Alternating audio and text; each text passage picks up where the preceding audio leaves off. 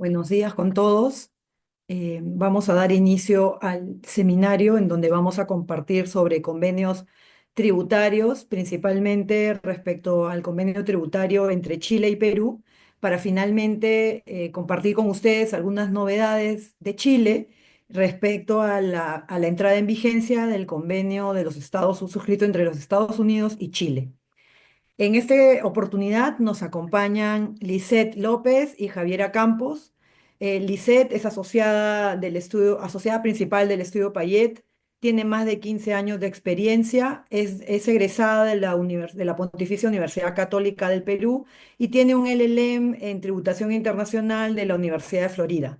Por su parte, Javiera Campos es directora de CCL Consultores Asociados. Tiene más de 12 años de experiencia, es egresada de la Pontificia Universidad de Chile y también, a su vez, tiene un LLM de la Universidad de Florida, al igual que Lisette. Entonces, empezamos con el webinar y antes de ello quería compartirles que para efecto de sus preguntas nos las van a poder hacer a lo largo de la presentación y nosotros las absolveremos al final de este webinar. Perdón. Al final de este webinar, si alguna no la llegamos a contestar, al fin, también a ustedes que todos han dejado sus datos de contacto, les enviaremos estas respuestas de aquellas preguntas que no podamos resolver por aquí y también recibirán la presentación y el video para que puedan ingresar a verlo posteriormente. Entonces, ahora le doy paso a Javiera para una introducción respecto al tema de los convenios. Y me gustaría iniciar, Javiera, con cuáles son antes de entrar al fondo del convenio de Perú-Chile y estas novedades del convenio de Perú con Estados Unidos, quisiera iniciar con el tema de por qué es importante celebrar un convenio para evitar la doble tributación, cuáles son los beneficios, ¿no? Hola a todos, buenos días. Muchas gracias primero, hola Vanessa, hola Lisette, a todos quienes nos están escuchando. Gracias primero que todo por reunirse con nosotros el día de hoy a revisar este tema. Súper importante tu pregunta, Vanessa, porque obviamente nos pone en contexto respecto a lo que vamos a estar hablando acá. Ya vamos a partir al tiro con la presentación. Em, pero principalmente, el gran tema que vienen a solucionar los convenios es la doble tributación internacional, que es cuando tenemos dos estados que buscan gravar la misma renta de una u otra forma. Entonces, en este sentido, el- los convenios, ¿qué es lo que buscan? Buscan, por un lado, demos un momento, voy a partir también la presentación, buscan, por un lado, permitir evitar la doble tributación internacional y por otro, también, em, como un propósito principal, evitar la elusión y la evasión fiscal. Tema que al inicio o hace 10 o 20 años atrás no era preponderante, pero hoy día se ha formado a nivel internacional como también un elemento muy importante en la búsqueda de los convenios, ¿ya? Y también tiene objetivos que no son buscados. ¿Cuáles son los objetivos que no son buscados? No buscamos generar una doble no tributación, es decir, que una renta no pague impuestos ni en el estado de residencia ni en el de la fuente. No busca tampoco crear impuestos. Y eso es súper importante. Los convenios nos dan un beneficio adicional, una rebaja de tasa de impuestos, una exención, pero no nos van a poner en una situación más gravosa de la que nos otorga nuestra legislación interna. Dicho esto, si es que tenemos una exención, por ejemplo, por la ley doméstica de un Estado y el convenio otorga una tasa mayor, nos quedamos con la exención de la legislación doméstica. ¿Ya?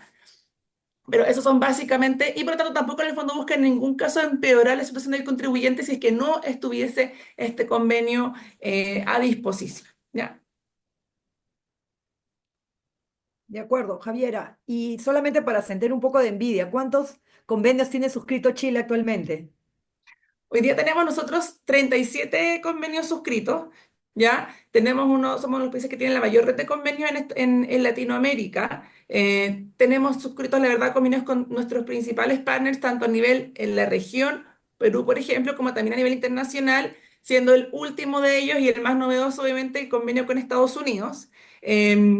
Muy orgullosos de haber podido entrar en vigencia este convenio que se fue firmado el año 2010 y recién a partir de una larga negociación, sobre todo en Estados Unidos, ya finalmente entra en vigencia este año y tremendamente beneficioso porque la verdad es que Estados Unidos y Latinoamérica solamente tiene convenios con México y con Venezuela.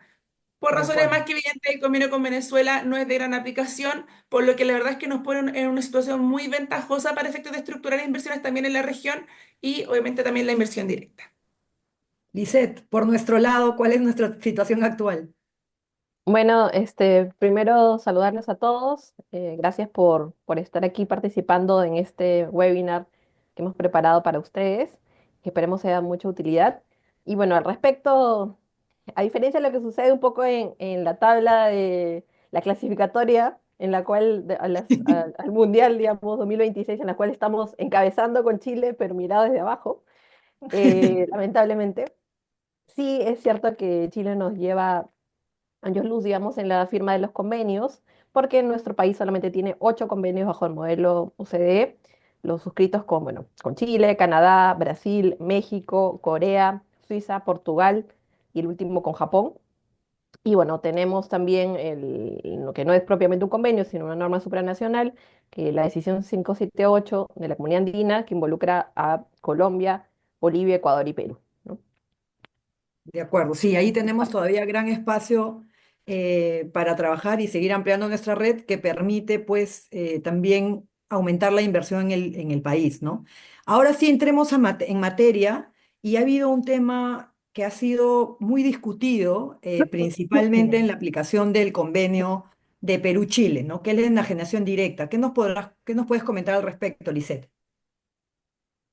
Sí, un poco para entrar en contexto de lo que estamos tratando aquí es sobre la enajenación indirecta de acciones, ¿no? ¿En qué casos procede reconocer una renta grabada con el impuesto a la renta en el Perú para transferencias realizadas principalmente por sujetos no domiciliados en el país? Hasta el 2011, lo que sucedía en nuestro país es que se transfería, si uno transfería las acciones de una empresa no domiciliada, cuyo valor de mercado provenía casi íntegramente de una empresa peruana, dicha transferencia no generaba un impuesto a la renta en el Perú, no generaba el pago del impuesto a la renta en el Perú, por lo cual muchas operaciones, sobre todo de las juniors mineras, ¿no? Cuyo valor estaba básicamente radicada en Perú, no estaban grabadas con el impuesto de la renta y había un gran, digamos, flujo impositivo que no estaba grabado en el Perú. Entonces, a partir del año 2011 se introduce el supuesto de enajenación indirecta como supuesto de renta fuente peruana. Y básicamente lo que se requiere para aplicar esta disposición es que en cualquiera de los 12 meses anteriores a la enajenación, el valor de mercado de las acciones de la persona jurídica domiciliada, como vemos en nuestro ejemplo, o sea, Perú, de las que sea propietaria, ya sea de forma directa o indirecta, en una cadena, una no domiciliada, sea equivalente al 50% más del valor de mercado de todas las acciones de esta no domiciliada. Básicamente es una regla del valor, ¿no? ¿Qué tan importante es la inversión peruana respecto de la inversión extranjera? En este caso tenemos el supuesto de una empresa peruana cuyo accionista principal es una sociedad chilena y el valor de la sociedad chilena viene representado básicamente por el valor de la inversión peruana. Y además el requisito concurrente es que en un periodo también de 12 meses, anterior a la enajenación, o en este periodo se enajenen por lo menos el 10% de las acciones de la empresa no domiciliaria, en este caso la empresa chilena, y que incluye tanto vinculados como, o sea, todas las operaciones, digamos, transacciones entre sociedades del mismo grupo. Ahora, lo importante en este supuesto es que la tasa del impuesto a la renta para este tipo de operaciones generalmente es de 30%, y sobre todo que para el reconocimiento del costo de adquisición de estas acciones de la no domiciliada, hay que iniciar un procedimiento ante la SUNAT previo a cualquier, digamos, pago del precio o cualquier tipo de vigencia de una reorganización societaria, por ejemplo, intragrupo, ante la SUNAT, y este proceso se llama el procedimiento de certificación, obtención de certificación de capital invertido, que puede ser, la verdad, un dolor de cabeza, puesto que tenemos que ir ante la Administración Tributaria, SUNAT, acreditar el costo inclusive de una sociedad que ni siquiera es peruana, ¿no? Imaginemos una sociedad no domiciliada, que además debería estar sujeta a normas de medios de pago, incluso se puede exigir que el pago de esas acciones no domiciliadas haya pasado por una cuenta del sistema financiero peruano. Entonces, como se dan cuenta, es muy importante saber si estamos en el caso de un supuesto de enajenación indirecta o no. Adelante, Javiera, por favor. Ya. Ahora, en el ámbito de los convenios y justamente el problema que se generó o que se está presentando a la fecha es, ¿qué pasa cuando el que transfiere unas acciones, por ejemplo, las acciones de la sociedad chilena, que a su vez es accionista de una sociedad peruana, em, en el ámbito de aplicación del convenio? Nosotros tenemos dos artículos aquí relevantes. El artículo 13 del convenio entre Perú y Chile, que trata sobre las ganancias de capital, y el artículo 21, otras rentas. En cuanto al artículo 13, tenemos que en los numerales 4 y 5, que son los pertinentes, el numeral 4 señala que cuando las ganancias que obtiene, por ejemplo, un residente chileno por la enajenación de títulos o derechos representativos del capital, o de cualquier otro tipo de instrumento financiero situados en el otro estado contratante, pueden someterse a imposición en ese otro estado contratante. Es decir, puede existir una potestad tributaria compartida. O sea, los convenios lo que hacen es asignan potestad tributaria, es decir, dicen quién va a gravar respecto a determinada renta. En este caso, de una enajenación de acciones realizadas por un residente en Chile, por ejemplo, ¿no? Respecto a acciones situadas en otro estado contratante, se entiende que son emitidas en otro estado contratante, es decir, en Perú, van a estar sujetas a imposición en ambos países, es decir, Perú y Chile. Y la regla del numeral 5 es una regla residual que indica que las ganancias derivadas de la enajenación de cualquier otro bien distinto a los párrafos anteriores aplicará, estará grabada solamente en el país de residencia del enajenante, es decir, en nuestro ejemplo, en Chile. Mientras que el caso de otras rentas es simplemente cualquier otro tipo de rentas no tratadas en estos artículos anteriores pueden ser sometidas a imposición en ambos estados contratantes, es decir, país que vende, o sea, país de la residencia, Chile, o país de la fuente de la renta, o sea, país donde se emiten las acciones, Perú. Entonces, ¿qué sucedió adelante por favor, Javiera? Em, en cuanto a la posición de la SUNAT respecto a la aplicación del convenio Perú-Chile sobre enajenación indirecta. Básicamente la materia analizada es, ¿se graba en el Perú las ganancias de capital, ¿no? Las rentas obtenidas por un residente chileno cuando vende acciones en una sociedad chilena, que a su vez es accionista de una sociedad peruana y cuyo valor, y sabemos es un valor del 50% o más, proviene de la inversión peruana? Tenemos dos posiciones contradictorias, ¿no? La primera, que son la posición emitida en febrero del año 2021, en que la SUNAT concluye, posición con la cual nosotros coincidimos, en que en este supuesto no está grabado, ¿no?, la enajenación indirecta de acciones en Perú, solamente en el país de la residencia, es decir, en Chile, dado que el numeral 4, que lo comentamos anteriormente, si bien como se trata de una ganancia capital y el numeral 4 aplica solamente cuando quien transfiere vende acciones Me emitidas voy a en el devolver un otro poquito. estado, Vale, hambre. sí, en el otro estado contratante, es decir, la enajenación directa, como no estamos en ese supuesto, yo me voy al supuesto residual, es el numeral 5. El numeral 5 que nos dice que todos los bienes no tratados en este artículo, en anteriores, digamos, no tratados, se graban solamente en el país de residencia, es decir, Chile. Entonces, se sustenta también en un informe emitido por el Ministerio de Economía y Finanzas. Todo iba bien, digamos, muchas operaciones, inclusive antes de la emisión de este informe, han seguido ese criterio, un criterio que es un criterio razonable, no lógico, inclusive se ha parado en alguna jurisprudencia extranjera de aplicación de convenios, por ejemplo, en Canadá, no sobre enajenación indirecta. Y hasta que el Día de los Inocentes del año 2023, ¿no? El 28 de diciembre de 2023, la SUNAT emite un segundo informe sobre el mismo tema en el cual cambia completamente el criterio, ¿no? Y nos indican que em, la enajenación indirecta de acciones bajo el ámbito del convenio Perú-Chile no está cubierta por el convenio y por tanto está grabada. Básicamente los argumentos son que el artículo residual del artículo de ganancia capital solamente se aplica en el caso de otros bienes. Es decir, si ya el artículo 4 trató de acciones y no estás en ese supuesto, no puedes aplicar el numeral 5. Eso es en resumen. Entonces, como no puedes aplicar el numeral 5, tienes que irte a la regla subsidiaria última, que es la de otras rentas, con lo cual este supuesto estaría grabado tanto en Perú como en Chile, ¿no? Y para ello las consecuencias son bastante importantes, porque además de tener un impuesto del 30%, tenemos, como les comentaba, que solicitar la certificación del costo por esas acciones de una sociedad chilena, una sociedad no domiciliaria.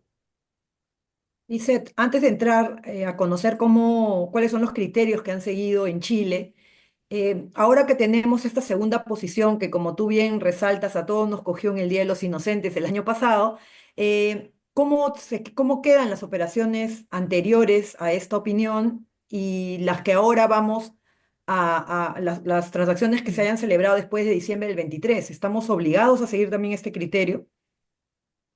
A ver, digamos, de acuerdo a las normas del Código Tributario, los informes de la SUNAT son vinculantes para la autoridad tributaria, ¿no? Entonces, lo que es súper claro es que para, digamos, cualquier operación que sea revisada por SUNAT, al menos a partir del año del 29, digamos, de diciembre de 2023 en adelante, para SUNAT, las enajenaciones indirectas que calcen como tal, ¿no? Que cumplan con los requisitos y sean realizadas por un residente chileno van a estar grabadas en el Perú. Ahora, en relación a la temporalidad, ¿no? De la aplicación del criterio, hay posiciones encontradas definitivamente. Nosotros consideramos que bajo el amparo de la Ley de Procedimiento Administrativo General, hay un artículo expreso del título preliminar que dice que las interpretaciones de las administraciones pueden ser modificadas, evidentemente, pero que la nueva interpretación no podría aplicarse de manera retroactiva, ¿no? Salvo que sea más favorable a los administrados. Asimismo, ¿no? Tenemos una casación de la Corte Suprema del año 2017 en el cual se señala pues, que las interpretaciones del SUNAT deberían aplicarse hacia adelante y en función de la Ley de Procedimiento Administrativo General y del principio de predictibilidad, ¿no? De seguridad jurídica. No obstante, debemos tener en cuenta que como bien indicamos, las interpretaciones de la zona son obligatorias, de obligatorio cumplimiento a nivel de dicha administración. Sin embargo, el Tribunal Fiscal eventualmente podría tener otra posición y para ello, para el Tribunal Fiscal no es un precedente, no es de obligatorio cumplimiento la interpretación de la SUNAT, ¿no? Con lo cual el Tribunal Fiscal eventualmente podría interpretar de una forma distinta, ¿no? Esta disposición y consideramos que la forma coherente de interpretar este artículo 13 del convenio es que si se trata de una ganancia de capital, estas ganancias de capital que no están bajo el supuesto del numeral 4 deberían seguir rigiéndose por el artículo que aplica las ganancias de capital, es decir, el numeral 5, con lo cual estas rentas deberían ser grabadas únicamente en Chile, ¿no? Pero eso, digamos, es una posición que todavía no ha sido testeada, al menos para operaciones que han sido realizadas antes del nuevo criterio de la zona. De acuerdo. Y Javiera, ¿cómo ha sido el desarrollo de estos criterios en Chile? Básicamente en Chile, el servicio también considera que en algunos convenios efectivamente se permite aplicar la norma de ventas indirectas, primero chilena, que nosotros también tenemos ya, que como la conocemos con algunas modificaciones, viene desde el año 2012. Importante ese dato porque el convenio entre Chile y Perú es del año 2004, es decir, es mucho más antiguo que la norma de ventas indirectas, ¿ya? Y básicamente el servicio primeramente adoptó la misma postura que tiene la SUNAT hoy día, que las ventas indirectas se aplicaban o era aplicable este impuesto del 35% en el caso de Chile bajo la norma residual del artículo 13 de ganancias de capital, haciendo análisis del convenio con España, ¿ya? Esto fue el año 2014, cambió el criterio el mismo año y finalmente tomó la posición, perdón, bajo artículo 21 y después el cambio de criterios que son aplicables pero bajo artículo 13, ¿ya? Eh, este año, el Servicio de Impuestos Internos emitió un oficio, que es el oficio 373 de este año, que salió en febrero, donde un contribuyente chileno al que le aplica la norma de ventas indirectas peruana consulta si es que, desde la perspectiva chilena, corresponde la aplicación y si es que el pago del impuesto que se realizó en Perú puede ser utilizado como crédito en contra de los impuestos que van a pagar en Chile, en contra del impuesto de la renta chilena, ¿ya? Y el servicio primero hace el análisis y dice que efectivamente son aplicables estas normas bajo artículo 13. No se mete en la contingencia y en la diferencia de criterio de respecto de bajo qué normas se está pudiendo aplicar. dijimos que Servicio de Impuestos Internos dice que es bajo artículo 13, SUNAT bajo artículo 21. No, no dice eso, pero dice, mira, en definitiva, como conclusión, ambas normas o ambos países pueden aplicar sus respectivas normas de venta indirecta y efectivamente en el caso de que se haya aplicado la norma de ventas indirectas peruana, el contribuyente chileno va a poder utilizar como crédito el impuesto pagado en Perú contra los impuestos a la renta en Chile bajo la norma tanto obviamente de convenio, el artículo 23, que es, la norma de crédito, y aplicando obviamente respecto de la operatividad de los límites la norma interna, que es el artículo 41A de la Ley sobre Impuesto a la Renta chilena. ¿Ya? Entonces, efectivamente, lo reconoce. De acuerdo, de acuerdo. Lisette, y Y, cualquier... Sí, perdón, continúe, perdón. dale, va. Perdón. No, no, no, te interrumpí, Javiera, continúa. No, y aquí yo solamente les tenía esta lámina para comentarles un poco respecto de la diferencia con la norma de ventas indirecta chilena, más allá de no ir tanto un poco a cuáles son las hipótesis. Básicamente son tres hipótesis. Venta donde los activos suficientes chilenos tengan un valor de más del 20% del total de activos que se están vendiendo más del 10% de las acciones, que los activos suficientes chilenos tengan un valor por sobre un valor estas unidades tributarias anuales, pero aproximadamente superior a 168 millones de dólares con el valor actual de la UTA, o que estén involucrados también en paraísos fiscales, ya regímenes fiscales preferenciales. Entonces, ¿por qué les dejo yo esta norma? Porque incluso en este oficio ya reciente a propósito de la norma de ventas indirectas peruana, el servicio siempre hace la comparación respecto de la norma con el convenio con España, que es la que ha tomado como punta de pie para hacer el análisis. Y dice, mira, la verdad es que la norma bajo el convenio con Perú, igual como el convenio con España, también permite la aplicación de la norma de ventas indirectas. ¿Ya? Con lo que podríamos entender que los criterios que ha adoptado el Servicio de Impuestos Internos respecto de la aplicación del convenio Chile-España también son aplicables respecto del convenio Chile-Perú. ¿Ya? Y este caso que yo les tengo acá es un ejemplo de un caso efectivo que se ha dado en Chile. Esto es un caso que se dio a propósito de la venta indirecta de una concesión de una autopista en Chile, ¿ya? A partir de un grupo español, situación que el Tribunal Tributario Aduanero, que es la primera instancia chilena, dándole razón al Servicio de Impuestos Internos, estuvo por considerar que aplicaba la norma de venta indirecta y el año pasado la Corte de Apelaciones de Santiago le dio la razón al contribuyente, ¿ya? Y dijo que efectivamente esto es un convenio que el convenio con España, tal como en el caso del convenio entre Chile y Perú, no reconoce expresamente la norma de la venta indirecta de activos, como si lo hacen otros, en el caso de nosotros, por ejemplo, el convenio con Uruguay, como lo hace con Argentina, ¿ya? Adicionalmente, o el protocolo también con China, que también lo contempla, no otorga la potestad, como les decía, el estado de la fuente. Adicionalmente, como punto relevante, es que esta norma no estaba incorporada ni siquiera en nuestra legislación doméstica al momento que este convenio se negoció, ni el de España ni el de Perú tampoco. Entonces, malamente podría haber estado dentro de la esfera de la negociación bilateral de los equipos negociadores de ambos estados al momento de suscribir y acordar los términos del convenio. ¿Ya? Y finalmente que cuando Chile efectivamente ha querido incorporarla a sus convenios, así lo ha establecido expresamente, que ese es otro argumento que se da en la doctrina y también y fue recogido muy importantemente por la Corte de Apelaciones. Como yo les decía, ahí les ponemos algunos ejemplos que es el convenio, por ejemplo, con Uruguay. ¿Ya? La resolución de esto está por verse porque falta todavía el pronunciamiento de la Corte Suprema y muy probablemente nos faltan al menos un par de años para que este caso vaya a ser visto por la Corte. Pero eso es lo que tenemos de momento. La doctrina, muy en línea con lo que dice la Corte de Apelaciones, está por considerar que en el convenio con España, y sería lo mismo para el caso del convenio con Perú, no aplica la norma de ventas indirectas y el servicio, apoyado por el Tribunal Tributario Aduanero que vio esta causa, considera que sí. ¿Ya? Esa es básicamente la situación hoy día. No está zanjado por la Corte Suprema, pero obviamente en Chile, igual como entiendo es el caso de Perú, las sentencias tienen efecto relativo, ¿cierto? Por lo tanto, están circunscritas a ese caso, sin perjuicio que obviamente nos da un indicador y nos va mandando algunas directrices respecto a esa jurisprudencia.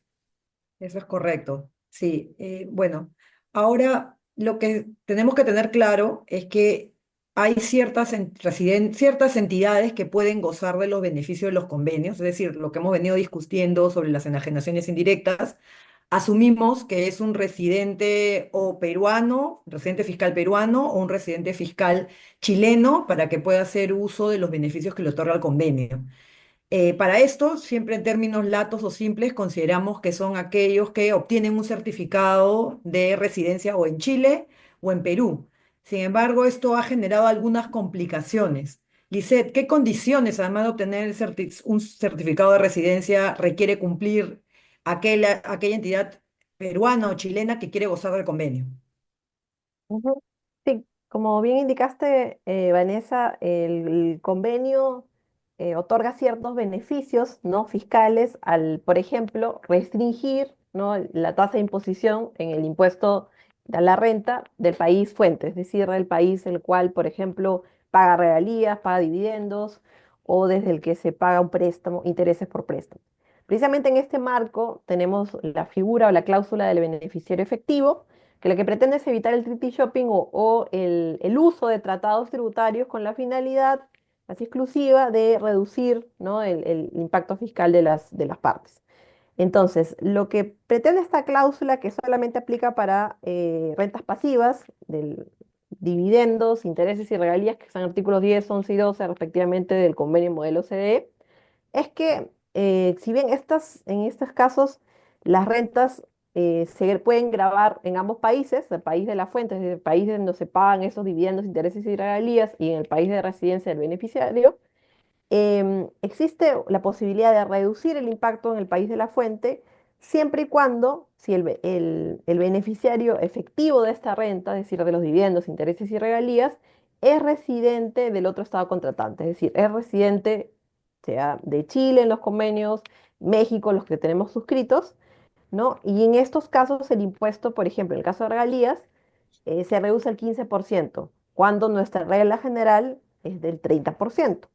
Entonces, el problema con el concepto del beneficiario efectivo es que no está definido ni en nuestra legislación interna y tampoco existe un criterio uniforme en jurisprudencia de tributación internacional, ¿no? Tampoco hay un organismo, digamos, macro, tampoco hay una definición clara en los comentarios del modelo CD, y es importante tener en cuenta que este concepto es necesario tomarlo en cuenta sobre todo cuando tenemos un pagador que es del estado de la fuente, es decir, un pagador, por ejemplo, peruano, un pagador chileno, porque en estos casos la tasa de retención va a ser muy distinta, ¿no? Vamos a tener una diferencial, por ejemplo, de regalías entre 30 y 15%, ¿no?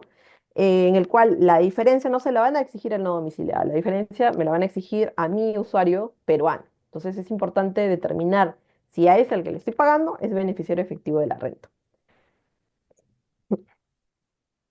Y continuando, digamos, con este caso, ¿en qué supuestos se ha considerado que existe o no existe un beneficiario efectivo? Podemos traer a colación un caso del Tribunal Fiscal, decidido en el año 2020, que también ya pasó, digamos, por la revisión de la Corte Suprema, en la cual una empresa de telecomunicaciones, un grupo de telecomunicaciones, lo que hacía era, la empresa peruana, eh, arrendaba equipos de telefonía a una sociedad vinculada chilena, que a su vez le compraba estos equipos a una entidad de Asia, digamos, Singapur, etcétera. Entonces, estos equipos nunca pasaron por Chile, o sea, simplemente se importaban desde este país directamente hacia Perú.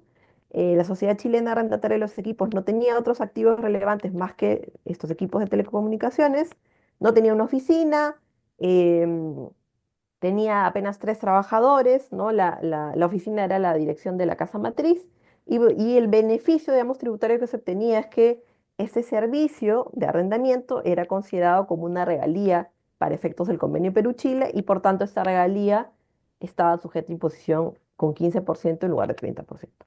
Entonces, ¿cuáles son los criterios que se aplicó a nivel de SUNAT y también a nivel de Tribunal Fiscal y confirmada por la Corte Suprema? Estos criterios para determinar si un no domiciliado es el beneficiario efectivo de estas rentas, están basados en la sustancia económica de esta empresa, en su capacidad operativa y financiera, ¿no? Que puede o no, digamos, un poco alejarse de los criterios tradicionales, en el cual básicamente te exigían que esa renta que tú recibías no estés obligado a transferirla a otra persona, sino tú puedas controlar, disponer, ¿no?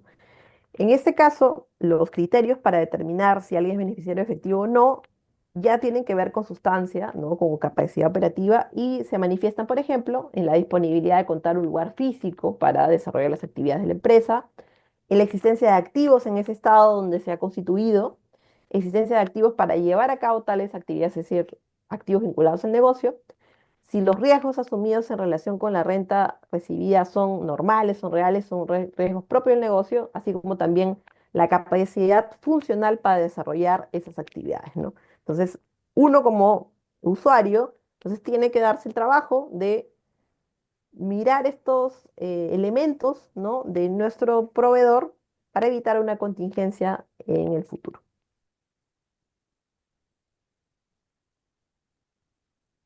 Y en el caso de Chile, Javiera, ¿también tienen criterios que se hayan aplicado para determinar cuándo hay un beneficiario efectivo o no? Sí, efectivamente, no está regulado en nuestra legislación ni en el Código Tributario, ni en la Ley de Impuesto a la Renta. Entonces, los criterios que yo les pongo acá son los criterios que el Servicio de Impuestos Internos ha mantenido desde el año 2009 ya, o sea, es una norma bastante antigua que está vigente, emitieron una circular, y básicamente el servicio no nos dice qué es lo que se entiende por beneficiario efectivo, sino que nos dice cuándo no estamos frente a un beneficiario efectivo, ¿ya? Y nos da, en términos generales, tres hipótesis en donde no tenemos un beneficiario efectivo y por lo tanto donde no podríamos utilizar los beneficios del convenio en las cláusulas del convenio que incluyen este requisito adicional. Como bien decía Lizeth, usualmente dividendos, intereses y regalías, ¿ya? Y incluye primeramente el caso donde las personas simplemente actúan como agentes o mandatarios, como intermediarios. La segunda hipótesis es cuando las personas, los contribuyentes, no tienen un poder o un control efectivo sobre la renta que recibe, que lo denominamos, ¿cierto?, como conduit arrangements a nivel internacional. Y la tercera son las sociedades instrumentales o conduit company, ¿ya? La segunda hipótesis, que son los conduit arrangements, es básicamente aquellas situaciones donde existe un acuerdo, puede ser contractual, puede ser por escrito o puede ser simplemente de hecho, igual que en el caso de las sociedades instrumentales, donde la persona que recibe la renta muchas veces simplemente la distribuye en un 100% y no tiene control respecto de qué hacer con aquella renta que recibe. Em, Ese es básicamente el contexto. Y en el caso de las sociedades instrumentales, el servicio nos da algunas hipótesis o algunos elementos que tenemos que ir a analizar para determinar si es que estamos frente a una sociedad instrumental.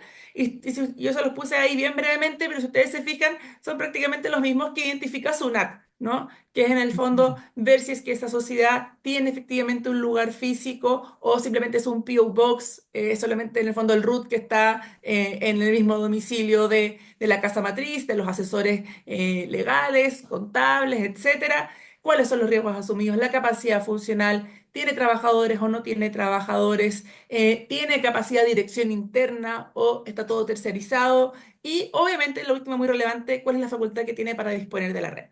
Sea que expresamente se haya acordado, por ejemplo, que sus estatutos digan, ojo, no, la renta en un 100% se distribuye al accionista o a un tercero, o bien que veamos en los hechos, considerando todos los hechos y circunstancias, que efectivamente no hay un control que, por ejemplo, que nos pudiese indicar eso, que no se queda con ningún tipo de spread o diferencia de ganancia y simplemente el 100% lo distribuye, ya sea vía dividendos o vía pago de servicios, back office, royalties o intereses. Eso también sería un elemento relevante a considerar.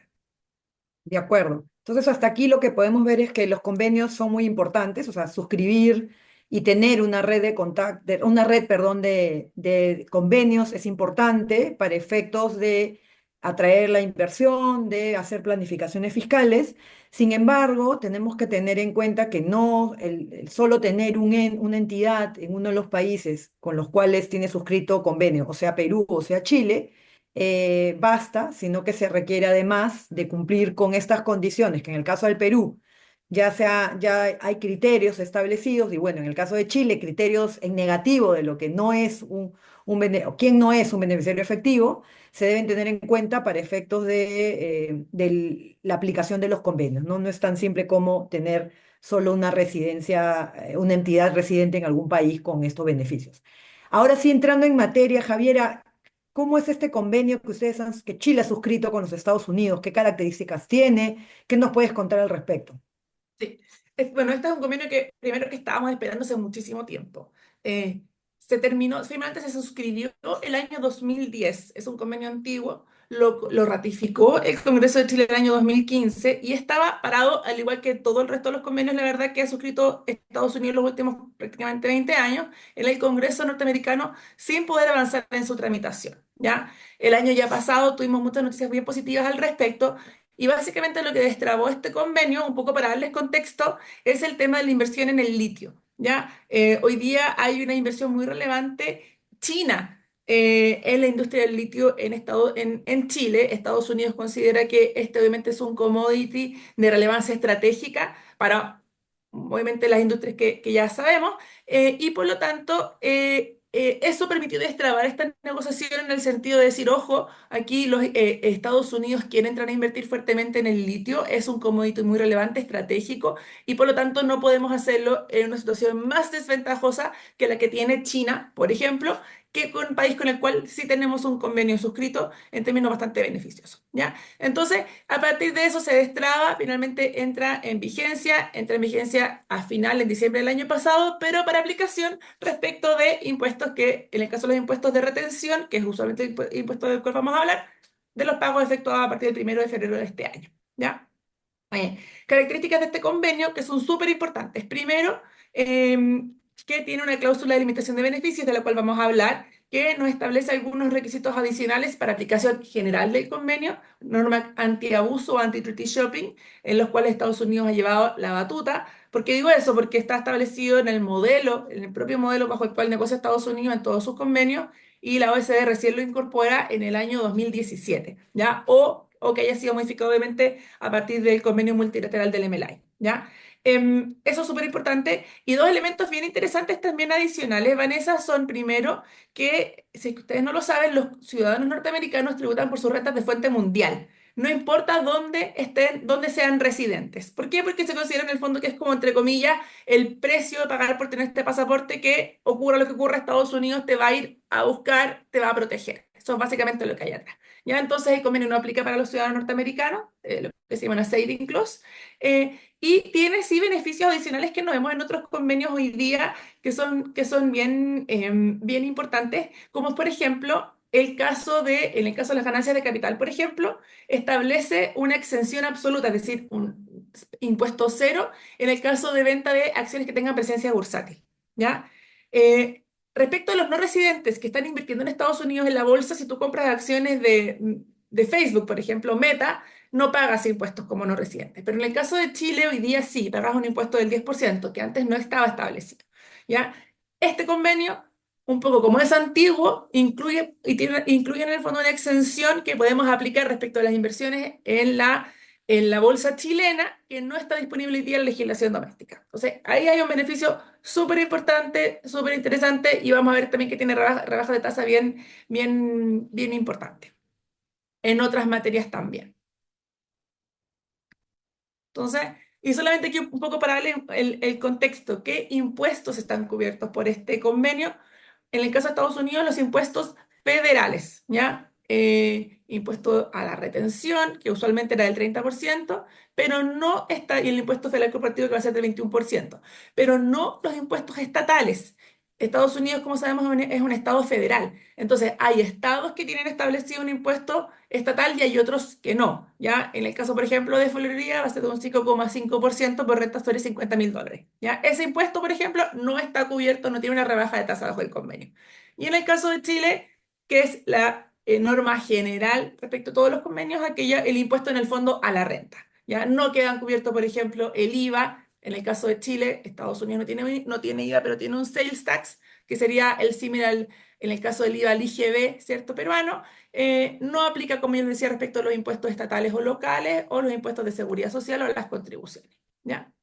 Eso es en términos generales. Y tiene una última característica que habla mucho de la legislación interna. Estados Unidos tiene su propio modelo y hace mucha referencia directa a la legislación interna norteamericana, como es, por ejemplo, las limitaciones o la retención del 15% bajo FIRPTA, que es esta norma norteamericana de esta retención en el caso de las enajenaciones de inmuebles o sociedades que tengan inmuebles relevantes en Estados Unidos. ¿Por qué menciono esto? Bueno, porque en los últimos años hemos visto, al menos en el caso de Chile, no sé, en el caso de Perú, Lizeth y Vanessa, una inversión muy importante inmobiliaria de Chile en Estados Unidos, ¿ya? Paños relevantes, compra de departamentos o de casas para Airbnb o para inversión, para arrendamiento o desarrollos inmobiliarios de grupos dedicados al tema inmobiliario, ¿ya? Y la retención de FIRTA y básicamente las rentas de bienes inmuebles no tienen una rebaja adicional bajo el convenio, ¿ya? Y eso en general es en todos los convenios que no establecen grandes rebajas en términos inmobiliarios, De acuerdo. ¿ya? Entonces, aquí yo les traigo un par de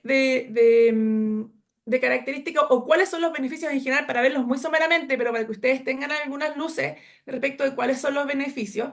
En el caso de los servicios, cuando por ejemplo los presta una empresa, ya va a haber una rebaja súper importante en el caso de Estados Unidos del 30 al 0%. Y en el caso de Chile, esto considerando que no hay un establecimiento permanente al cual atribuir las rentas, ¿cierto? Y en el caso de Chile, que es la tasa del 35%, el impuesto adicional, que es nuestro withholding tax, o de 15%, en el caso, por ejemplo, de los servicios técnicos o de ingeniería, hay una rebaja al 0%. ¿Ya? Este, por ejemplo, ha sido un tremendo beneficio que hemos encontrado hoy día, sin perjuicio que en el caso de Estados Unidos, por legislación doméstica, no necesariamente van a quedar grabados en Estados Unidos los servicios que se prestan de forma remota, ¿ya? Pero si es que son prestados efectivamente con presencia, ahí tenemos este beneficio. En el caso de los intereses, también súper importante, tenemos una rebaja en el caso de Chile del 35% o del 4% de la tasa cuando el crédito es otorgado por un banco, por institución financiera, va a rebajarse al 15% la tasa general, 10% por los primeros 5 años o al 4%. ¿Ya? Y en el caso de Estados Unidos, como yo les pongo ahí también una rebaja bien importante, cuando está grabada, que es al 30%, las mismas tasas que ya comentábamos. Y si es que eso lo comparamos con el convenio que teníamos con Perú, las tasas que vemos son bien interesantes, porque en el caso con Perú, la rebaja de tasa que establece el convenio es una tasa plana, flat, del 15%, perdón. No tenemos la rebaja del 4%. ¿Ya? Ahí tenemos también un beneficio adicional. ¿Ya? Aquí sí les menciono que Chile sí establece por legislación doméstica una rebaja de tasa del 4% en el caso de créditos por banco e instituciones financieras. Pero si lo comparamos con el caso de Estados Unidos, es una tremenda diferencia con la tasa interna que tienen ellos del 30%. ¿Ya? En el caso de los royalties, lo mismo, va a rebajar, la rebaja va a ser al 10% y al 2% en el caso de el uso, derecho a uso de equipos. Y si lo comparamos con la tasa doméstica, 30, 15 o 0 o 30 en el caso de Estados Unidos, porque es el mismo impuesto. Y si lo comparamos esto con el convenio que tenemos entre Chile y Perú también tienen por convenio una rebaja de tasas también plana del 15%. Nuevamente, un súper buen beneficio si lo vamos a comparar. Y este último que yo les dejo acá, una breve lámina con el tema de las ganancias de capital. Esta es una norma que tiene bastantes más complejidades, ¿no? Pero básicamente, quédense con que hay una rebaja de tasa en el caso de la venta de acciones o derechos sociales, que puede llegar al 16% en cuanto no hayan activos subyacentes inmobiliarios que sean más del 50% del valor, básicamente.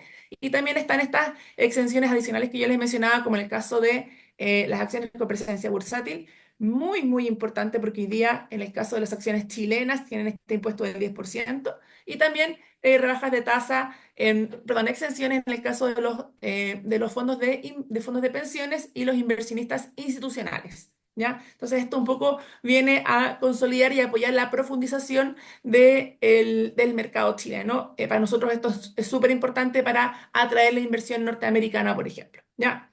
Si lo comparamos con el convenio que tenemos entre Chile y Perú, el convenio entre Chile y Perú no otorga rebajas de tasa en esta materia. Entonces, aquí nuevamente, tremendo beneficio que tenemos si lo comparamos en uno u otro caso. De acuerdo. Y en cuanto a las reglas de beneficiario efectivo, ¿tienen algo similar en este convenio? ¿También está restringido a quienes cumplan con ciertas condiciones? En el caso del beneficiario efectivo, la verdad es que este es un convenio bien estándar en ese sentido, exactamente los mismos artículos que ya he mencionado, Lisette. Es decir, el requisito de beneficiario efectivo está limitado y es un requisito que está expresamente establecido solamente respecto de dividendos, intereses y regalías. De ¿Ya? acuerdo. Así que ahí no tenemos una gran novedad, eso lo vemos en general en toda nuestra red de convenios porque parte de la base del modelo de la OECD y que también está en el modelo de Estados Unidos. Pero aquí la gran novedad es la cláusula del OB, la verdad. Ok. Más bien, haciendo mención, sí, que nosotros sí tenemos otros convenios que también incluyen cláusula de LOB, que es un tema que no se ha discutido mucho, el convenio con China, con Países Bajos, con Emiratos Árabes Unidos, aquellos países que hayan sido modificados por el MLI también, por el convenio multilateral de la OECD, también lo propio, ¿ya? Pero si lo comparamos, obviamente es como la gran novedad, sobre todo si lo comparamos con el caso de Perú, porque el convenio entre Chile y Perú no tiene este requisito adicional, ¿ya? Que la cláusula del lobby, la importancia que tiene es que es de aplicación general. Ujú. Beneficios empresariales, servicios, ganancias de capital, etcétera. De acuerdo. ¿Qué nos puedes compartir al respecto? ¿Qué deben cumplir estos residentes? Claro. Ahí, esto está establecido en el artículo 24 en este convenio en particular, ¿ya? Y básicamente este es un test adicional que es más bien de carácter objetivo, es decir, check, ¿ya? No, tiene una cláusula residual más bien subjetiva que es a solicitud de parte a la autoridad tributaria, pero en general los tests son más bien objetivos, no como la cláusula de propósito principal o principal purpose test, que es más bien subjetiva, ¿ya? Como ya les dije, es un requisito adicional que hay que ir a evaluar en cada caso en el cual vayamos a aplicar el convenio, servicios independientes, royalty, rentas de director, etcétera, va a ser relevante, ¿ya? E incluye una serie de personas que van a aplicar. Entonces, partimos de la base que estamos hablando de gente que puede aplicar el convenio, ¿cierto? Es decir, que son personas residentes de uno de los estados contratantes que tengan ya el check del certificado de residencia. Esa es la hipótesis sobre la cual vamos a partir, ¿cierto? Entonces, dentro de estas están incluidas, por ejemplo, las personas naturales, es decir, persona natural de Chile que tiene un certificado de que es residente tributario en Chile, puede aplicar sí o sí el convenio, ¿ya? Con las excepciones que yo les comentaba respecto de los ciudadanos norteamericanos. Las sociedades también, el Estado también, instituciones de beneficencia, pero ya que obviamente me quiero centrar en aquellos test respecto a los cuales vamos a aplicar en el caso de las sociedades o las entidades, que son los más relevantes, ¿ya? Hay varios test aquí que están a disposición. Cumpliendo con uno solo de ellos, ya estamos ok. Es decir, yo trato de ir simplemente a aplicar el que sea de más fácil aplicación. Y si es que hay otro test que yo no aplico, no pasa nada, ¿ya? Dentro de esos test están, por ejemplo, en el caso de acciones de sociedades que coticen en bolsa y y que tengan sus directorios, que se administren en el mismo país, ahí estamos ok. Hay una definición de qué bolsas son las que se van a aplicar en el convenio. Lo propio respecto de sociedades que tengan una matriz que participe, que cotice en bolsa también. Los test de la casa matriz o el headquarter test, que más bien habla de cuando tenemos muchas veces una holding o una subholding que tiene inversiones en varios países. Eso es súper importante porque se ha hablado mucho de la relevancia que puede tomar Chile como plataforma de inversión para Latinoamérica, incluyendo, por supuesto, Perú. Y lo propio respecto de cómo también grupos peruanos que, por ejemplo, tengan ya inversiones en Chile puedan también aplicar este convenio, ¿no? Entonces, ahí es donde estos test entran y toman una tremenda relevancia para ver qué posición puede tomar Chile en el caso de las inversiones que pasen, por ejemplo, de un grupo multinacional que tenga tanto inversiones en Chile como en Perú y en Estados Unidos, cómo podemos aplicarlo, ¿ya? Y básicamente, acá yo les quiero mencionar dos tests que son bien importantes. El primero es el test de propiedad o ownership test, que es básicamente, yo les decía que cuando el controlador, ya el más del 50% de una sociedad chilena que tiene certificado de residencia, ¿cierto? Son personas que a su vez también tienen certificado de residencia, como pudiesen ser personas naturales que tengan residencia en Chile, estamos ok, ¿ya? Si es que esa sociedad incluso tiene accionistas minoritarios de otro país, Perú, Colombia, Argentina, estamos ok.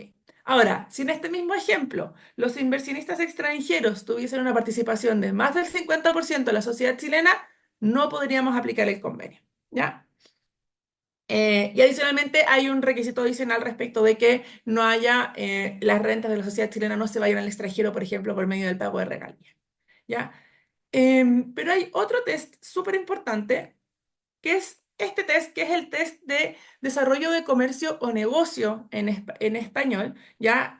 O el Active Trade or Business Test, como se conoce en inglés, que es básicamente en este ejemplo que yo les pongo acá, que puede ser obviamente, es una sociedad chilena que no tiene controladores residentes chilenos, es decir, no cumple con este primer test. Puede igualmente aplicar el convenio, ¿ya? ¿Y cuándo lo puede aplicar? Cuando tengan estos extranjeros que pudiesen ser, por ejemplo, un grupo peruano tenga una inversión en Chile, ¿ya? En más del 50%, y esta sociedad chilena, que sea una sociedad operativa, obtenga rentas desde Estados Unidos que sean relacionadas o que sean incidentales al negocio operativo chileno, ¿ya? Este es un test que se está utilizando mucho en la práctica. Aquí no hay criterios que hayan emanado al Servicio de Impuestos Internos que nos den más luces, pero ¿qué vemos en el mercado? Por ejemplo, tenemos un grupo salmonero, por ejemplo, que tiene una salmonera en Chile y que finalmente, ¿qué es lo que hace? Bueno, tiene una sociedad en Estados Unidos que es la que distribuye salmones allá, tiene una sociedad en Estados Unidos que busca insumos, pellet, elementos para el procesamiento del salmón. Eso es incidental y por lo tanto yo podría aplicar el convenio sin prejuicio de que la sociedad chilena no es controlada por chilenos y asumamos también obviamente que no es una sociedad cotizada en bolsa, ¿ya? Lo propio respecto del caso de servicios, de mineras, aquí vemos que el convenio está siendo aplicado en términos generales para muchísimas industrias distintas, ¿ya? ¿Qué ejemplos no podríamos aplicar el convenio? Que es bastante burdo si quieren. Esta misma sociedad chilena de la industria del salmón, ¿ya? Que forma parte de un grupo internacional, tiene un exceso de caja y va a invertir a Estados Unidos a un desarrollo inmobiliario. Por supuesto que ese desarrollo inmobiliario, a menos que sea una procesadora de salmones en Estados Unidos, obviamente no es ni incidental ni tiene relación con el negocio salmonero en Chile de esa sociedad y por lo tanto ahí sí no lo pudiésemos aplicar, ¿ya? Pero lo propio respecto de los grupos de la agroindustria, por ejemplo, estamos viendo hoy día una inversión muy potente, al menos acá en Chile, de la agroindustria que están ingresando con fuerza a Estados Unidos y también la industria del servicio. Qué interesante, Javiera, lo que nos comentas de las diferencias que hay entre el convenio que es suscrito Chile con Perú y este que tienen con Estados Unidos, ¿no? Las diferencias de que hay muchos más beneficios en este convenio, este nuevo convenio que ha entrado en vigencia con los Estados Unidos que con aquel que tienen celebrado con el Perú. Y también esta diferencia, ¿no? De tener esta cláusula en donde tienen que pasar ciertos test las sociedades para poder también ser un residente calificado para efectos del convenio.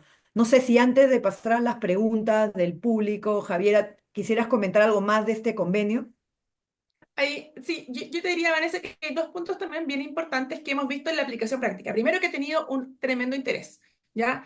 La gente estaba muy expectante respecto de cuándo ingresaba, porque hoy día vemos que hay un desarrollo que antes había más bien una inversión más bien de renta pasiva en Estados Unidos, eso veíamos al menos en el mercado chileno, pero en los últimos años, donde sabemos que ha habido una fuga masiva de capitales, la verdad, desde el país, mucho dirigido hacia Estados Unidos. Hay hoy día también una inversión bien potente, inmobiliaria, por supuesto, pero también de industria, ¿ya? Y no solamente de grandes grupos empresariales, aquí de grupos medianos, de pymes que se están expandiendo al mercado interno norteamericano, ¿ya? Ya sea porque sus clientes más grandes ya tienen presencia allá, entre comillas, los están empujando, o bien porque se están aventurando a la incorporación de este mercado. Entonces ahí el convenio obviamente ha traído tremendos beneficios.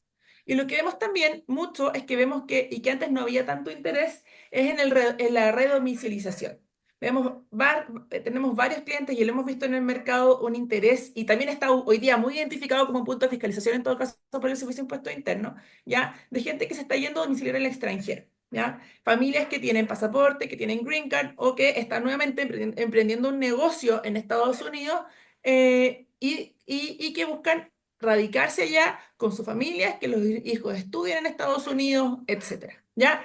Y en ese sentido, el convenio nos ha traído un beneficio tremendo, que es que si no te existe el riesgo de que quedes como un doble residente, que seas considerado residente tributario en Estados Unidos y en Chile, pagando por lo tanto impuestos por todas tus rentas de fuente mundial en ambos países.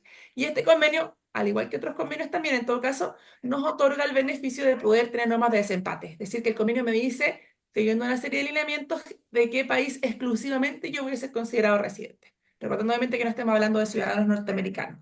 Entonces eso da una tremenda certeza porque hoy día el Servicio de Impuestos Internos ha cuestionado bastante la pérdida de la residencia, ¿ya? Cuando quedan, por ejemplo, inversiones en el país, cuando quedan en negocios operativos, etcétera. Incluso cuando no hay renta. efectiva, es decir, cuando no hay, por ejemplo, distribución de dividendos. Entonces, esta norma, la verdad es que ha permitido un respiro a esa gente que hoy día se está yendo a domiciliar a Estados Unidos. De acuerdo. Entonces, como estamos un poco contra el tiempo, vamos con las preguntas que tenemos, 8 preguntas de los participantes. A ver, Lisette nos pregunta, ¿cómo se trata si una empresa peruana distribuye dividendos a una empresa jurídica chilena? ¿Cuánto de impuesto a la renta, supongo, la pregunta se aplica y en Chile se puede usar como crédito?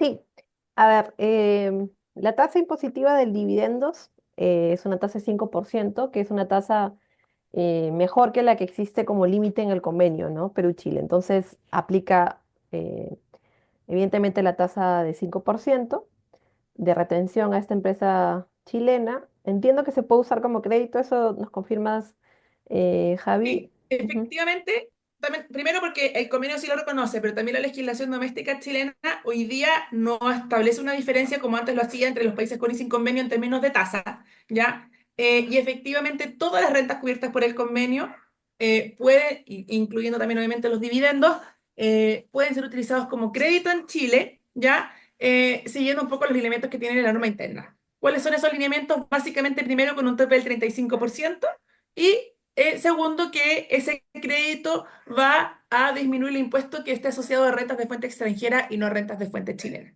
que es básicamente la norma de créditos interna que tenemos, ¿ya? Pero lo interesante aquí es que utilizamos como crédito tanto este impuesto del 5%, el crédito directo, pero también podemos utilizar como crédito el crédito indirecto, que es el impuesto corporativo que se haya acá pagado en cabeza de la sociedad que está haciendo la distribución.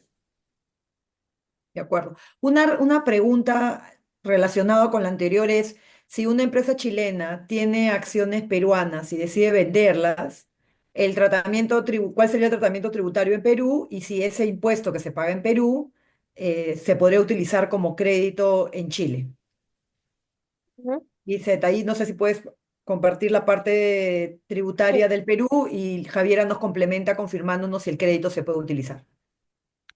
Correcto. En este caso estamos ante la presencia de una enajenación directa, ¿no? Porque es una empresa chilena que tiene acciones en una empresa peruana y estas acciones de la empresa peruana son transferidas a un tercero. Entonces aplicaría el artículo 13, en el cual nos dice que la operación se graba tanto en Perú como en Chile. Entonces el Perú va a generar un impuesto a la renta del 30%, ¿no? Sobre la diferencia entre el valor de transferencia, valor de mercado y el costo de adquisición que debe ser acreditado ante la SUNAT de manera previa, ¿no? Ahora, Javiera, en este caso entiendo que también se podría aplicar, ¿no? Como crédito. Exactamente, la misma norma que ya les comentaba, podemos utilizar como crédito el impuesto que se haya pagado a la ganancia de capital en Perú. Y ya les comentamos anteriormente, ¿cierto?, que en el caso que aplicase una venta indirecta, también el Servicio de Impuestos Internos ha confirmado que lo podemos aplicar.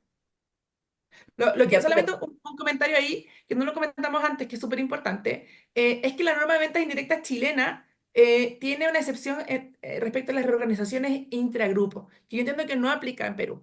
Y ustedes tampoco tienen una limitación como si existe en Chile en el caso, por ejemplo, de las fusiones, de las divisiones o las reorganizaciones, en el fondo, internas que puedan haber. Entonces, muchas veces veíamos antes que efectivamente las reorganizaciones se hacían en Chile precisamente por los temas del impacto que había en Perú y que hoy día eso se ve un poquito más dificultado con la norma de ventas indirectas peruana. Así es. Y complementando el tema de la ganancia de capital, Javiera nos preguntan si el que hace la ganancia de capital fuera una compañía de seguros chilena que compra y luego vende acciones de una empresa peruana. ¿Hay alguna diferencia en el tratamiento en Chile? Porque hace la precisión de que es una compañía de seguros chilena. La verdad es que no, las compañías de seguro van a tributar respecto a las ganancias de capital. Primero, yo creo que primero Lice tiene que responder respecto de la parte de la normativa doméstica peruana, para partir, antes de eso, ¿cierto? Porque obviamente primero Sí, el estado de las correcto, fuentes es el que mandata en este sentido. correcto, Sí, Lisette. asumimos que si se trata de una venta de acciones peruanas o una venta directa, es el mismo tratamiento tributario indicado anteriormente, ¿no? 30%, no existe ningún supuesto de reducción del impuesto en Perú ni nada, ¿no? Y ahí, les cierto, ustedes tienen una rebaja de tasa o algún beneficio adicional respecto de las acciones, por ejemplo, que sean cotizadas en bolsa, pensando que obviamente las compañías de seguro muchas veces efectivamente invierten en bolsa. Claro, en el caso de las cotizadas en bolsa, sí tenemos una tasa preferencial del 5% y te dispensa también de la certificación del costo ante la SUNAT de manera previa, ¿no? Eso todo es mucho más rápido, justamente para dar dinamismo a nuestra bolsa de valores, que es todavía, digamos, en tamaño y en transacciones un poco pequeña. Perfecto. Bueno, y efectivamente esa renta va a ser considerada renta también en Chile, va a tributarle a la compañía de seguros chilena por la renta, la ganancia de capital que haya obtenido primero en Chile, obviamente, y va a poder utilizar como crédito, como ya les mencionaba, el impuesto que haya pagado en Perú. De acuerdo, aquí hay una sobre el convenio con Estados Unidos, ¿no? ¿Qué pasa cuando la utilidad disponible para distribuir en la sociedad extranjera es menor a la base tributaria que pagó impuestos en Estados Unidos y se distribuye el 100% de lo disponible? Yo puedo usar todo el impuesto corporativo pagado más el 5% de retención como crédito IPE. No sé ahí, Javiera, si les puede La dar voy a leer alguna porque claridad. me perdí. Em,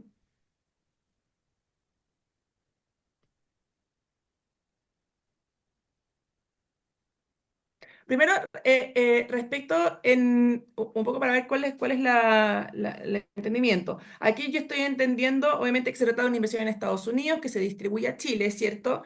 En el caso de Chile tenemos que estar hablando primero de impuestos, de impuestos que sean efectivamente pagados, ¿ya? No impuestos adeudados. ¿Por qué lo menciono? Porque en el caso de Estados Unidos, la norma antigua, y que esto fue una modificación que sufrió el convenio en la negociación el año pasado, antes, por ejemplo, Estados Unidos incluía impuestos, créditos por impuestos pagados o adeudados, ¿ya? Eso cambia porque hoy día Estados Unidos exige, en el caso de los dividendos, la aplicación de una más bien, es una disminución más bien, en un crédito, ¿ya? Por lo mismo.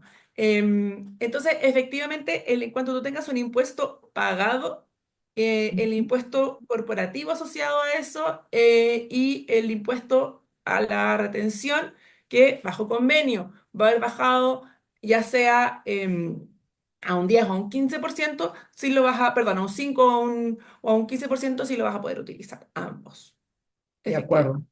De acuerdo. Luego, Roberto nos consulta cuándo sería más ventajoso, invertir directo Chile, Estados Unidos o pasar Chile, Uruguay, Estados Unidos. Ahí no sé en tu experiencia si algún alcance le podrás dar. Primero, Uruguay no tiene convenio Ok, con Estados Unidos, lo que lo hace bien relevante. ¿Qué tiene de, entre comillas, bueno Uruguay? Que Uruguay tiene un Participation Exemption Regime, es decir, que no tributan en general las rentas de fuente extranjera. En general, Uruguay tú solamente tributas por las rentas de fuente doméstica, de fuente uruguaya. ¿Ya? Y por lo tanto, en principio, las rentas que se obtengan, que provengan desde el extranjero, por ejemplo, Estados Unidos, no pagarían impuesto en cabeza del accionista en Uruguay, ¿ya? Hemos visto, sí, la verdad, en el último año con la incorporación de la nueva norma a partir del año pasado, que Uruguay sí está de a poco incorporando algunos impuestos adicionales respecto a las rentas de fuente extranjera, ¿ya? Veremos también, obviamente, con el nuevo gobierno que acaba de salir, que cuando entre en el fondo el nuevo presidente, cómo vamos a ver qué lineamientos, qué directrices vamos a ver en Uruguay respecto de eso. Yo creo que hay bastante atención en Latinoamérica, la gente que se dedica a estos temas respecto de qué va a pasar en eso, en Uruguay en particular, ¿ya? Así que yo creo que eso, entre comillas, es noticia en desarrollo respecto de qué vamos a ver respecto de cuánto tributan en Uruguay las rentas de fuente extranjera, que hoy día es el gran beneficio que tiene, ¿cierto? Dicho eso, la gracia de la inversión directa desde Chile, como yo les decía, obviamente van a ser las rebajas de tasa. Distribuir dividendos desde Estados Unidos sin convenio es tremendamente gravoso. Me acuerdo de haber visto varias veces con varios clientes que hicieron una estructuración, en el fondo, que partieron sin una adecuada estructuración en Estados Unidos, negocios que crecieron muchísimo, ¿ya? Y que les pasaba lo siguiente. Una corporación norteamericana que distribuye dividendos a un país sin convenio paga el impuesto corporativo del 21%, ¿ya? Paga incluso está más probable eventualmente impuesto estatal, según la tasa que corresponda. En Florida, por ejemplo, que me les decía el 5,5, pero en el caso de California, Nueva York, muchísimo más alto. Y adicionalmente en la salida paga el 30%, ¿ya? Hay alguna deducción ahí adicional, pero estamos hablando de una tasa que es casi cercana al 50%. Entonces es muy, muy gravoso distribuir dividendos de Estados Unidos a un país sin convenio, lo que lo hace prácticamente prohibitivo. Y vemos muchas veces situaciones donde finalmente las utilidades quedan emposadas porque no tienen cómo sacarlas por esta vía, ¿ya? Versus que la distribución a Chile hoy día nos permite que esa remesa de dividendos desde Estados Unidos, el impuesto del 21% va a quedar, ¿ya? Pero va a ser crédito contra el impuesto chileno. Y una vez que llegue a Chile, la distribución del dividendo va a tener esta tasa del 5% en el caso que el accionista sea una sociedad que tenga al menos el 10% de participación, y en el resto de los casos son 15%. Entonces, la verdad es que ese beneficio es tremendamente importante. De acuerdo. Bueno, la pregunta que nos queda está relacionada a las inversiones en criptos. Javiera, ¿el convenio señala algo al tema o como tú comentabas, como es un convenio antiguo, no tiene una regulación sobre criptos o hay alguna naturaleza, porque ya en Chile está definido qué naturaleza tiene un cripto, cómo lo pensarían aplicar el impuesto y el convenio? Esas son las últimas preguntas que nos quedan. ¿Algo nos podrás comentar al respecto? Sí. Primero, no tenemos una regulación específica de tributación de las criptomonedas y digamos, criptoactivos, para hablar en términos más Correcto. generales, ¿cierto? Ajá. De criptoactivos en Chile. Eso es lo primero. ¿Qué tenemos? Tenemos algunas resoluciones del servicio indicando que en cuanto tú seas residente de fuente chilena, vas a tributar por rentas de fuente mundial, incluyendo los criptoactivos, ¿ya? Hay una obligación de información respecto de los criptoactivos, efectivamente, por resolución del Servicio de Impuestos Internos, y hay algunos oficios que empezaron a salir el año 2021, 2022 respecto de criptoactivos, respecto de qué pasaba con el blockchain, qué pasaba en el caso de los activos que tenías en una wallet digital, diciendo que por ese solo motivo no tributaban, a menos que, por ejemplo, tú se las pasaras a un tercero y te las devolvieran con un interés, por ejemplo, pero muy casuísticamente, ¿ya? Y por lo tanto, el convenio tampoco se pronuncia. ¿Por qué es importante esto? Obviamente, y que yo creo que hay un tema bien fundamental aquí, que es, yéndonos quizás un poquito más al fondo del asunto, que es un tema que al menos acá no está zanjado a nivel de norma, que es cuál es la fuente, cuál es la ubicación de ese criptoactivo, ¿ya? Ese va a ser un tema súper relevante para saber si es que primero podemos aplicar un convenio. ¿Qué convenio vamos a aplicar? Porque el convenio habla respectivamente de residentes de ambos estados o de una renta que es fuente del otro estado. Y en general, cuando hablamos que una renta proviene de un estado, cuando es respecto de bienes situados en un país o de servicios, por ejemplo, prestados o utilizados, va a depender, ¿cierto? Pero la pregunta es, ¿dónde están los criptoactivos? Eso es lo primero. Y esa es una respuesta que hoy día ni el servicio ni la ley chilena ha adoptado una posición fuerte al respecto, ¿ya? Debiésemos de tener novedades en los próximos años. ¿Por qué? Y por tanto hoy día no vemos una rebaja de tasa que tengamos con seguridad en este convenio en particular. No hay pronunciamientos de aplicación de convenio criptoactivo en general en Chile, ¿ya? El Servicio de Impuestos Internos sí lo sabemos, y lo sabemos porque una de mis asociadas está participando en eso, está encargando una investigación conjunta a dos magísteres de la Universidad Católica y la Universidad de Chile, de investigación, estamos hablando solamente, en todo Ujú. caso, en temas generales de criptoactivos para efectos de tener en el fondo una consolidación quizás doctrinaria en términos domésticos, en términos internacionales, y a partir de eso evaluar cómo conduce su regulación de los criptoactivos, lo que eventualmente debiese en algún minuto, como vemos por ejemplo en Europa, ¿cierto?, traducirse en un cambio normativo, pero hoy día no lo tenemos.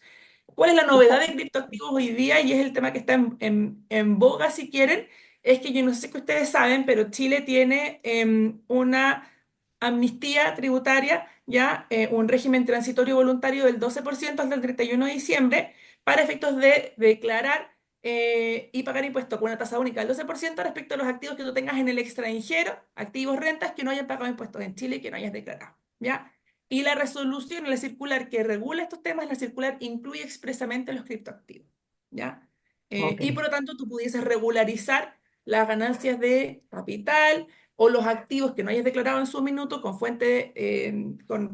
respecto a fondos que no hayas declarado, que hoy día tengas en criptoactivos en el extranjero, pudieses efectivamente sujetarlos al 12%, que es una tremenda ventaja, ¿ya? de acuerdo. Nuevamente, con el disclaimer que está la duda de cuál es cuál es el origen y si que efectivamente están situados o no en el extranjero, dada su naturaleza digital, ¿cierto? Ya, pero ahí yo creo que Lisette aquí es la persona que Sí, más sabe de tal cual. criptoactivos, así que Tal cual. Bueno, Alicia, ¿qué nos puedes comentar tú? Primero, la situación en el Perú de los criptoactivos, si al igual que Javiera llegas a la conclusión que ningún convenio sería aplicable en la medida en que todavía no está definido dónde están situados, coméntanos al respecto. sí, primero me iba a referir a la pregunta que nos hicieron. Claro, no sabíamos, dice, si traigo la plata para acá, pero no sabíamos si era hacia Perú o hacia Chile, porque tenemos participantes de ambos países. Y si se Ujú, trata en el caso de Perú, al menos desde el punto de vista de la persona natural, nosotros tenemos un régimen mucho más, digamos, eh, menos gravoso, más flexible que los otros países, ¿no? A diferencia de lo que sucede en Chile, en Colombia y Ecuador, que cualquier tipo de renta generada por una persona natural está grabada. En nuestro país, la venta de bienes solamente está grabada en la medida que sean acciones, bonos, valores mobiliarios o inmuebles. En caso de los criptoactivos, si no son realizados de manera empresarial, esos no están grabados en Perú, tú puedes traer el dinero, lo declaras como renta inafecta y bueno, la declaras, la traes y si SUNAT te fiscaliza, tú debes tener los documentos que acrediten el origen de esa renta. Y sabemos que en fiscalizaciones de personas naturales, al menos al parecer SUNAT está considerando efectivamente que estas ganancias no están grabadas en el Perú. Y sobre el tema de la fuente, si es que es posible hablar la aplicación de un convenio para el caso de los criptos, justamente yo tengo un artículo, lo pueden revisar, está en la página de mi LinkedIn sobre si es que podemos hablar de una fuente de renta en el caso de la generación de criptoactivos, que fue el artículo ganador para el premio IFA Latinoamérica del año 2023, y que en el cual, digamos, dependiendo del tipo de criptoactivo, si estamos hablando de los más comunes como el Bitcoin o Ethereum, yo creo que no puede atribuirse una fuente a un país determinado porque estas criptomonedas se emiten en un sistema descentralizado a través de nodos que pueden estar ubicados en diferentes partes del mundo, ¿no? Y criterios como el considerar que si el wallet está administrado por una empresa española, es la venta va a generar de fuente española, o si se explotan en algún país, como el caso o se transfieren en Colombia, como es el caso que indica la administración tributaria ahí, va a ser generar de fuente colombiana, es bastante alejado de la realidad y de cómo se originan, cómo se transan este tipo de criptomonedas, ¿no? Con lo cual me parece que hoy por hoy es bastante difícil encontrar un supuesto de aplicación de los convenios al caso de enajenación de criptoactivos, ¿no? Y hay un comentario adicional, Lizeth. En el caso del convenio entre Chile y Estados Unidos, que un poco por ahí va la pregunta también, ¿cierto? La norma residual de ganancias de capital dice que solamente, en el fondo, cualquier otra ganancia de capital que no sea de aquellas que están expresamente listadas, ¿cuáles están listadas? Ya las comentamos, rentas de inmuebles, de acciones de derechos sociales, las rentas transadas en bolsa, etcétera. Sería el caso de los criptoactivos que no están expresamente establecidos, ¿cierto? La norma me dice que solamente, la norma residual solamente le da capacidad o potestad tributaria al estado de la residencia, es decir, del inversionista, que tiene el criptoactivo. Ya, la duda es dónde está la fuente, ¿cierto? Claro, Dice que esa sí, fuente efectivamente es en Estados Unidos y como bien decías tú, no necesariamente tiene que ver con quién, dónde está el wallet, si quieres, ¿cierto? Entonces, en principio, si uno pudiese determinar que bajo legislación doméstica también norteamericana un criptoactivo está radicado en Estados Unidos, yo pudiese argumentar de que ese criptoactivo solamente tiene que tributar en el estado de residencia, es decir, en Chile y no en Estados sí, Unidos. Pero la dificultad a nivel conceptual radica primero en ver la fuente. totalmente. Coincido. de Y acuerdo. en Con Chile, eso, obviamente, vas a tributar por tus rentas de fuente mundial, incluyendo las ganancias de capital sobre criptoactivos, y eso el Servicio de Impuestos Internos lo ha zanjado absolutamente. de acuerdo. Con eso damos por concluida la absolución de las consultas. Si alguno de los participantes tiene alguna pregunta que no nos ha hecho llegar por el chat, nos lo puede hacer llegar a los correos que están en la información que ustedes recibieron sobre los eventos. Van a recibir próximamente, perdón, en nuestra página web, en el blog del estudio, y entiendo también que en la de CCL, auditores consultores, van a poder encontrar tanto la presentación como el video y el audio de esta presentación. Muchas gracias, Javier, a Lisette y a los participantes por habernos acompañado esta mañana. Muchas gracias. Hasta Gracias luego. a todos, que estén muy Gracias bien. a todos. Hasta luego.